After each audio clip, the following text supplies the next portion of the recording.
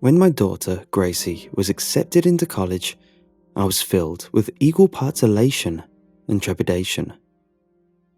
She was at an age where I knew that I had to let her go and live her own life, but deep down, I never got over her leaving. I don't think any parent ever does. Thankfully, we kept in regular contact through Skype sessions, texts, and phone calls. It was during this time that my eyes were opened to the wonders of technology. Despite the miles of distance between us, sometimes it felt that she'd never left. As you can imagine, I was more than happy to have her home for the holidays. I couldn't wait to hear all about her college experiences, how she was settling in, and just to see her outside a screen. "I'm almost at the bus terminal, Dad," she chuckled, the shuffle of luggage breaking over the line. "Stop worrying." "It's my civic duty as a parent to worry," I snorted. I can almost see her rolling her eyes at that tired old statement. Not when their kids are old enough to know not to do stupid things. Oh, believe me, I did plenty of stupid things in college. Her laugh crackled into my ear. "Yeah, I bet you did. Like car surfing or unironically listening to Wham." Suddenly, all sound cut off, even the muted echo of her footsteps. I thought the signal had been lost, until I heard her prolonged, quiet breaths. There was a flutter of anxiety in me. "Gracie?" I heard her utter a muffled, "What the hell?" under her breath. The flutter surged up into a tidal wave.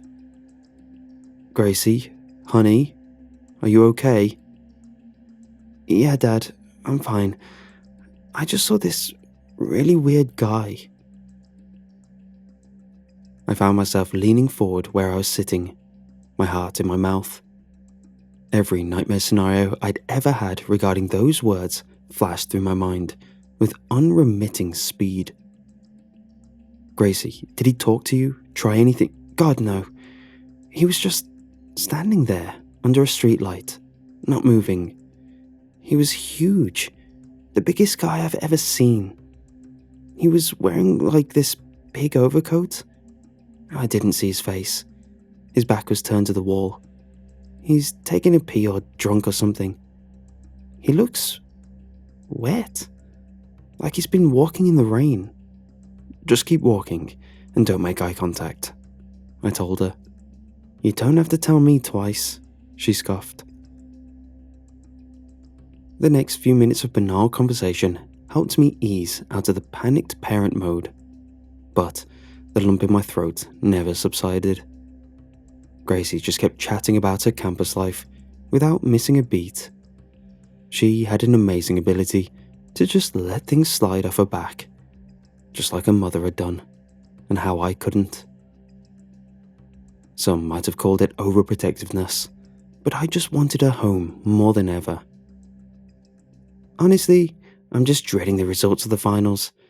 I think I did okay in all the others, but political science is where I crashed and burned. I mean, I tried, but it was all another language to me. Gracie, you're overthinking things. I know you did great in all of them. Dad, I appreciate your confidence, but it's not going to help me pass this semester." It was just so good to hear her voice again after a long day that I barely noticed how her breathing became more hurried and footsteps taking up a quicker pace. I soon picked up on the sudden waver in her tone when she spoke. "Dad, what bus am I getting again?" I quirked an eyebrow at this, a slight alarm growing. Gracie was usually more organised than I was. "The 8:15. Why?" "Are you sure that there's no earlier buses?" "What, you really in that much of a rush to get back home?" I joked. "Just check," she snapped, before her voice slipped back into a more pleasing tone. "Please, Dad, just check online." It was then when I realised It wasn't just simple impatience. Something was terribly wrong. Gracie, what's wrong? Dad, she swallowed. It's the guy from before. He's back. I think he's following me.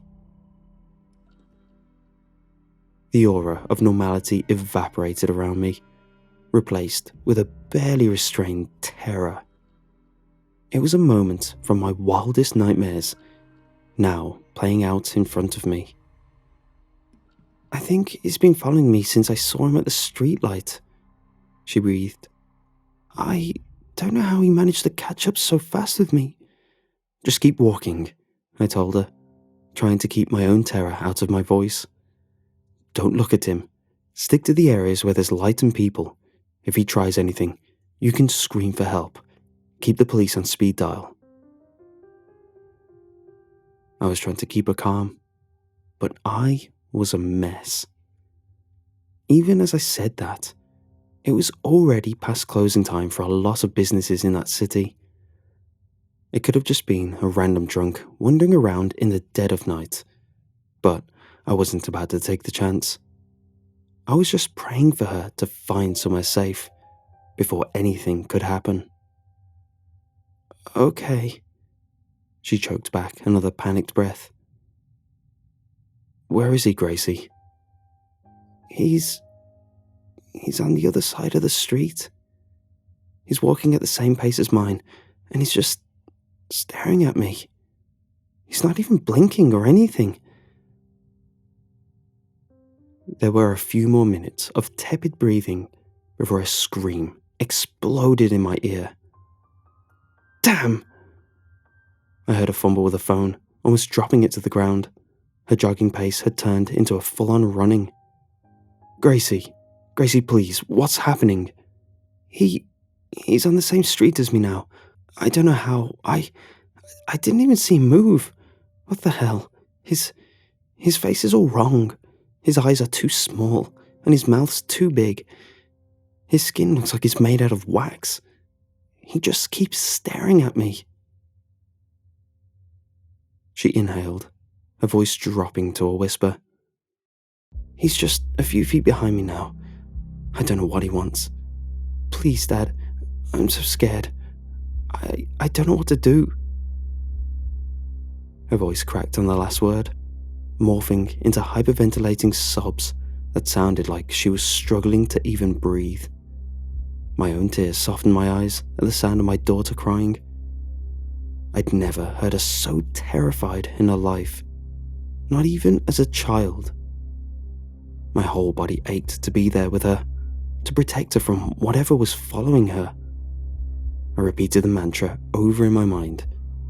Please, God, let her get that bus. Let her get home, alive. I'm here, Gracie. Stay in the line with me. Just keep walking. Don't let him know where you're headed. She hiccuped before taking another sharp breath. Her feet took up a faster pace. I knew that he was after her. I admit that neither of us were thinking straight in that moment, both too caught up in our own terror. I'd never felt so helpless in my life listening to her. Call the police! Call the police! I yelled into the receiver. But all I heard back was the low crackle of static.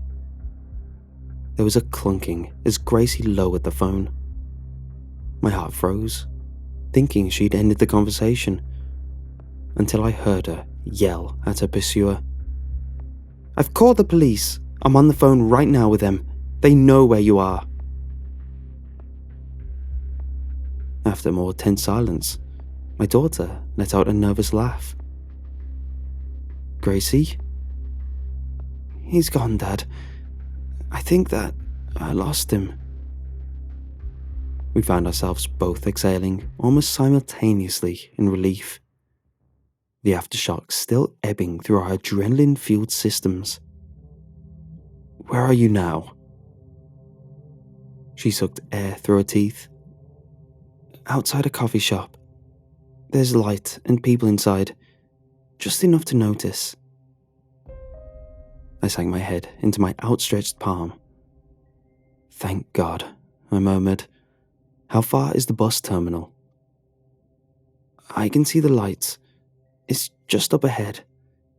God, I was so scared. I really thought he was going to kill me. Gracie? Gracie, baby, please speak to me. Dad? It was the way she spoke, that innocuous little word, one that usually filled me with warmth, that plunged me into icy fear. He's looking at me from behind an alley. I don't know how he's here. I ran 2 blocks.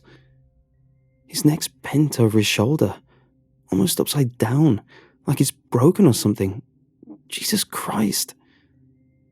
This was followed by a series of crunching movements, and my daughter's stifled, half-sobbing gasp. It was then that she said something that will haunt me to my dying day. Dad, it's not a coat. It's a mouth. It was the only coherent sentence I heard before it was swallowed up by her garbled screams, intermixed with low growls, not unlike those of a dog, and slapping and moist tearing sounds, like a sharpened knife carving through raw meat. The cacophony subsided into barely audible breaths before a deeper voice rumbled into my ear. Good, it croaked out between wet mouthfuls. So good. The words were swallowed up by a fit of screeching cackles and babbling, reaching a ringing pitch far beyond what any human was capable of. Then the line went dead. I sat there in silence, my throat red raw from screaming my daughter's name into the receiver, and the phone threatening to clatter to the floor with how much my hands were shaking before my fingers finally fumbled to call 911. I'm not sure how I managed to explain what had just happened in such a state when I could barely comprehend it. The police tracked the signal to outside the same coffee shop she'd stopped at. They found her phone scattered amidst the garbage. Her call history revealed she tried to dial the police 3 times.